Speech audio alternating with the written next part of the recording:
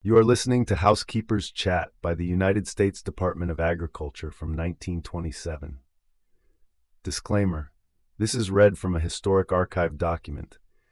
Do not assume content reflects current scientific knowledge, policies, or practices. This broadcast was aired on Wednesday, the 9th of March of 1927. School lunches is the topic for discussion today. There is also a recipe for fruit jam from the United States Bureau of Home Economics.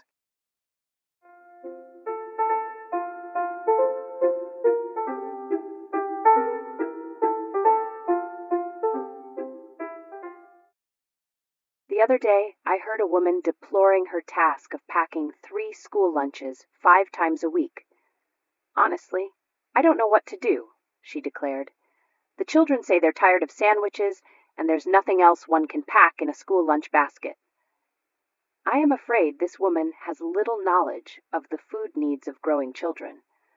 I am sure she lacks imagination, or she could put something besides sandwiches in the lunch baskets. School lunches present 2 problems.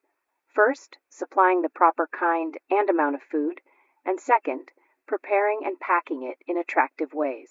Before going further into the school lunch problem, let's consider the foods which should be represented in the daily diet of the growing child.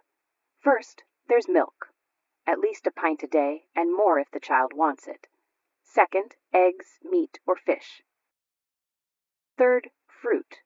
Fresh fruit is best. When fresh fruit cannot be obtained, dried fruit may be used at one meal, and either a little tomato juice or a raw green vegetable, such as lettuce, in another meal. Fourth, the daily diet should provide some roughage, or foods which have enough bulk to prevent constipation. Roughage is supplied by vegetables and fruits and whole grain cereals. Fifth, at one meal there should be a vegetable other than potatoes. Sixth, butter or cream. Before planning your spring lunchbox menus, make a list of the foods your child eats and see if all 6 of these different kinds of foods are included each day: milk, eggs, meat or fish, vegetables, fruit, whole grain cereals, and butter or cream. Now let's see what foods can be packed in the school lunchbox for the boys and girls who are getting tired of winter menus. We shall begin with sandwiches, for after all, they are one of the most convenient ways of serving several of the needed foods.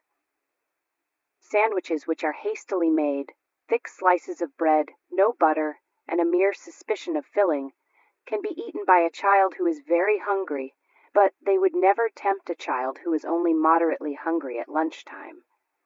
He is not under compulsion to eat what is in the lunchbox, and if the contents are not to his liking, they may be thrown away. Bread for sandwiches should not be cut too thick. Butter both slices. Butter is one of the foods which should not be omitted from the diet of the growing child. The butter used for sandwiches should be creamed so that it will form a coating and prevent the filling from soaking into the bread. Some time ago, I broadcast a number of sandwich suggestions, which have been added to the radio cookbook. Here are 6 more suggestions for sandwich fillings which are quickly prepared and suitable for children. 1. Scrambled eggs and bacon. 2. Cottage cheese and bacon. 3. Hard-cooked eggs mixed with sausage. 4. Butter mixed with strained honey. 5. Grated American cheese mixed with salad dressing and chopped celery or pickles. 6 smoked fish carefully picked over. See that no bones are left in. When the sandwiches are made, cut them into 2 or 3 pieces. They will be easier to handle and more attractive. What goes next into the school lunchbox? A bottle of milk, perhaps, unless the milk is provided at school. Sandwiches and milk are a very good combination for a hungry child. Fresh fruit is usually included in the lunchbox. Almost any kind of ripe fresh fruit is ideal for the noon lunch. I know one mother who occasionally adds a bottle of fresh orange juice to the lunchbox. Cooked prunes or figs may be drained from their juice and wrapped in wax paper. If it is impossible for a child to have milk at noon, all the more reason for including in his lunch a dessert which contains a large proportion of milk. Puddings which contain milk and eggs are especially desirable. When making a dessert for the family meal, it is an easy matter to make an extra individual pudding for the lunchbox. Puddings which appeal to children are tapioca, rice, bread, cornstarch, gelatin, and fruit. Do not put sweet-filling sandwiches and cake or cookies in the same lunchbox. Simple cookies such as molasses cookies and unfrosted cakes are relished by healthy children whose appetites have not been dulled by too many sweet foods.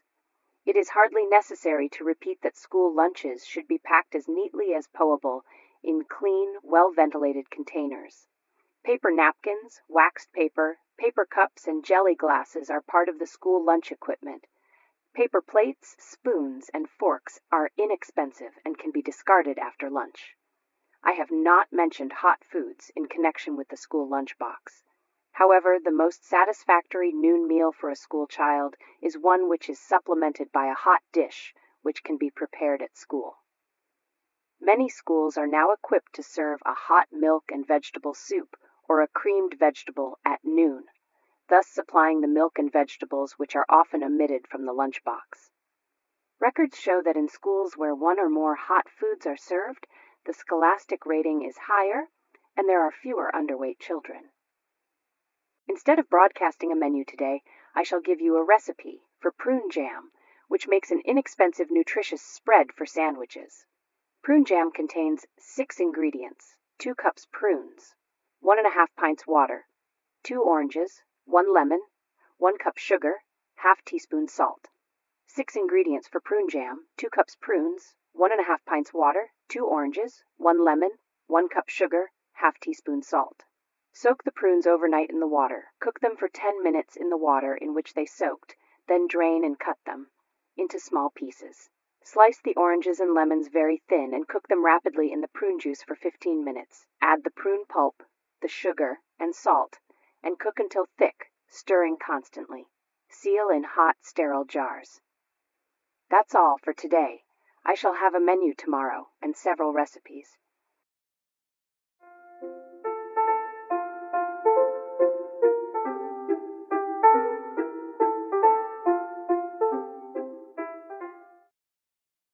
This broadcast was researched and produced by BreakAway Empire LLC.